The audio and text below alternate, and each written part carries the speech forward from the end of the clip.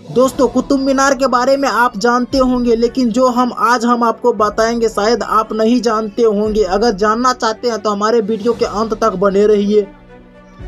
कुतुब मीनार भारत की राजधानी दिल्ली के दक्षिण में मेहरौली भाग में स्थित है। ईंट से बनी दुनिया की यह सबसे ऊंची मीनार है। ऊंचाई 72.5 मीटर है, जहां 237.86 फुट है।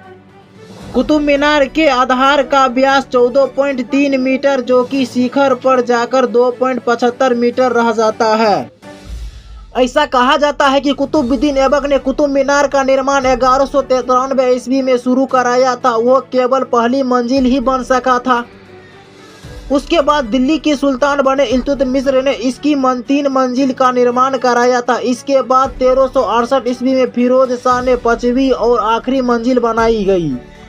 सन 1505 में कुतुब मीनार भूकंप के क्षतिग्रस्त हो गई थी और तब सिकंदर लोधी द्वारा इसकी मरम्मत कराई गई। ऐसा कहा जाता था कि कुतुब मीनार का प्रयोग पास बनी मस्जिद के मीनार के रूप में होता था और यहाँ से अजानें दी जाती थी। लेकिन यदि कोई कुतुब मीनार के बिल्कुल ऊपर में खड़ा होकर पूरी शक्ति लगाकर चिल्लाए तो भी उसकी आवाज़ बड़ी मुश्किल से सुनाई पड़ेगी।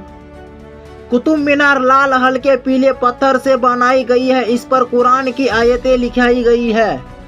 ऐसा माना जाता है कि इस मीनार के निर्माण में जो पत्थर तथा अन्य सामग्री का उपयोग किया गया था वो 27 हिंदू मंदिरों को तोड़कर बनाई गई थी। लेकिन मीनार पर केवल ऐसा नहीं लिखा है कि कुतुबुद्दीन ऐबक ने 27 मंदिर तोड़े थे, उनमें से मीनार बनाई थी, ऐसा नहीं लिखा है। मीनार के पास की 4वीं शताब्दी में बनी लौह स्तंभ है, जिसे गुप्त वंश के चंद्रगुप्त द्वितीय द्वारा विष्णु ध्वज के रूप में विष्णु पद पहाड़ी पर निर्मित किया गया था। हिंदू पक्ष के दावे। अब आपको कुतुब मीनार को लेकर हिंदू पक्ष के दावे के बारे में बताते हैं। हिंदू पक्ष के अनुसार वराहमिहिर, जो सम्राट चंद्रगुप्त विक्रमादित्य के रत्न में एक खगोलीय शास्त्री थे, उन्होंने इन मीनारों का निर्माण कराया था। इसका वास्तविक नाम विष्णु स्तंभ है। वराहमिहिर ने मीनार यानी स्तंभ के चारों ओर नक्षत्र अध्ययन के लिए 27 कलपुर्णों के परिथयनों का निर्माण कराया था। इन्हीं परिथयनों पर हिंदू देवी देवताओं के चित्र बने हुए थे। इन्हीं 27 परिथयनों को तोड़कर कुतुब मीनार पर लिखाए गए थे कि कुतुबुद्दीन ऐबक ने 27 मंदिर तोड़े थे।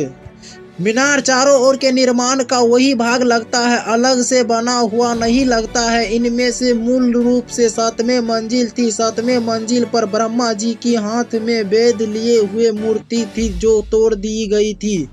6ठी मंजिल पर विष्णु जी की मूर्ति के साथ कुछ निर्माण में वे भी हटा दिए गए।